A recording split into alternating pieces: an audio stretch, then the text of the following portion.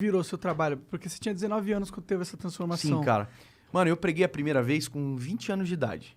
20 para 21 anos de idade. Foi a primeira vez que eu não preguei. Eu contei esse testemunho de maneira mais detalhada, tal. Eu contei numa igreja, num sábado à tarde, eu acho. Foi a primeira vez. E eu me lembro de sair daquele lugar, cara, me sentindo assim, sentindo uma coisa no meu espírito, sabe? Como sabe quando fala, caraca, mano. Tô no lugar certo na hora certa. Meu Deus, isso é a melhor coisa da vida, cara. Eu olhar as pessoas assim, as pessoas sendo tocadas pela história cara, aquilo me deixou doido, cara. E aí, eu não vou dizer pra você que naquele dia eu tinha certeza que aquilo seria minha vida pra sempre. Porque eu tinha outros sonhos. Eu tava dentro da faculdade de Direito, eu tinha outras ambições, né? Mas, cara, virou realmente o meu trabalho quando eu tava com 24 anos de idade. Eu terminei a faculdade, concluí, e aí eu fui comissionado de uma maneira que eu não tinha mais pra onde correr, sabe? Quando tudo à tua volta fecham as portas. Eu tentei entrar numa sociedade de um escritório de advocacia na época, fui passado pra trás. Tentei abrir uma loja de película, fui passado pra trás. Tentei tudo, cara. Nada dava certo. Então tudo era paliativo, nada era de verdade, sabe? E aí, cara, resumindo a história, no dia da minha formatura, isso é muito é experiência, né? Experiência é fé pra quem fala e fé pra quem acredita. Mas no dia da minha formatura, eu fui escolhido para fazer aquele discurso, de oratória Sim, ali, sim, né? sim. Da formatura e tal. E, cara, eu não consigo preparar esboço, nem para me pregar. Eu escrevo e tal, mas eu não consigo ler, sabe? Então, eu nem tentei preparar muita coisa, cara. Eu preparei os tópicos e tal, mas não escrevi, não levei nada pro palco. Quando me chamaram, era uma turma acho, de 400 alunos na época.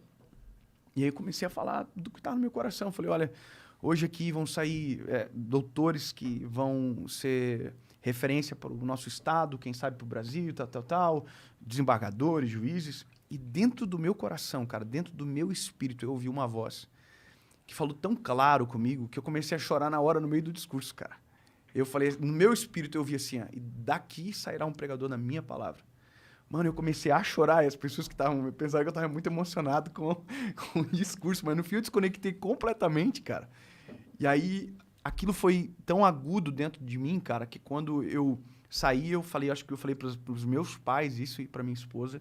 E a partir dali a vida mudou, cara. Foi guinando, foi, sabe, transformando. E aí eu efetivamente comecei a viver isso que eu faço agora. De maneira, obviamente, bem pequena. Como que começou? Na internet ou pregando? O pregando? Cara, o pregando começou com um convite, assim. As pessoas começaram a convidar. Porque viu, pô, um garoto com 24 anos. Eu sempre fui muito quebrantado, cara. A minha natureza é essa. Muito o quê? Quebrantado, chorão. Ah, tá. É que o quebrantar é meio que a gente falar que é o choro que é movido pelo Espírito. Tá. Não é o evangeliquismo, mas é uma coisa mais profunda, sabe? Chorar, tipo, emoção. Eu me emociono com uma música. Uhum. O quebrantar precisa de algo a mais, algo mais profundo, sabe? Então eu sempre fui muito quebrantado porque a minha história me produziu isso. Então, cara, eu pregava, eu sempre fui muito chorão, então pregava chorando e tinha muita verdade sempre. E aquilo começou dentro da minha própria cidade. Eu sou de Joinville, é uma cidade de 600 mil habitantes. Começou a irradiar na minha própria cidade. Então, uma igreja me chamava, depois outra. E aí começou, cara. De repente, eu comecei a descobrir que tinha agenda, por exemplo. Que eu tinha que ter programação, senão eu tinha, às vezes, 2 lugares para ir no mesmo dia. Então, foi assim. Foi Tinha uma demanda aos legal, pouquinhos, mas dentro da minha cidade. Foi irradiando para o estado. Depois para o Brasil, sem a internet ainda.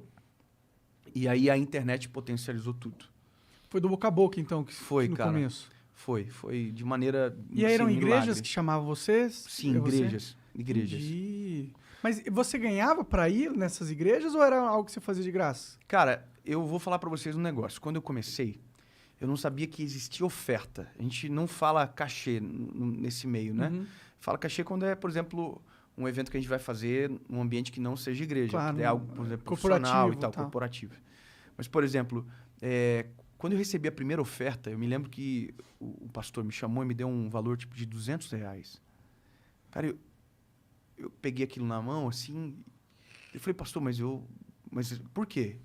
Não, porque você veio aqui e tal, e a gente quer te abençoar. E aí, cara, eu me lembro que eu fui para casa chorando no carro com a minha esposa, porque era uma resposta de Deus para mim, para uma provisão que a gente precisava. Então, eu não comecei por isso. Mas depois, quando a gente começou a viajar, aí a gente começou a receber ofertas, porque tem todos os custos, tal, as passagens aéreas, e aquilo virou a nossa vida, virou o nosso trabalho. Quem decide a oferta? É a igreja? Ou como que é? Como que funciona Cara, isso? hoje, então eu vou falar de hoje para ficar mais claro. Hoje eu não falo mais de oferta faz muito tempo. Entendi. Então hoje quando eu vou na igreja, e eu vou explicar por quê. Porque eu sou um evangelista. Então hoje eu quase não faço conferências de igreja. O meu trabalho, cara, é falar para pessoas que não ouviram ainda sobre Jesus. Ou que ainda não se conectaram de verdade. Então, para mim, ir à igreja para ministrar é muito mais o meu ambiente de adoração com o Senhor e servir a igreja, que é o meu propósito também, do que qualquer outra coisa. Então, hoje, quando eu vou à igreja, eu não falo valor nenhum. Eu vou para abençoar a minha igreja, a igreja que eu sirvo, e também pelo próprio relacionamento que a gente tem com pastores. Mas, normalmente, quem determina isso, cara, agora, olhando para o que existe hoje, normalmente é o pregador. Entendeu? Ou o ministro de louvor, tal, ele sabe mais ou menos qual que é a despesa dele, ele passa um valor e a igreja abençoa se quer também. Entendi, Né? Porque entendi. assim, se eu quero te levar, e esse é o valor que você pede, eu te levo, senão também não levo. Pode Aí crer. leva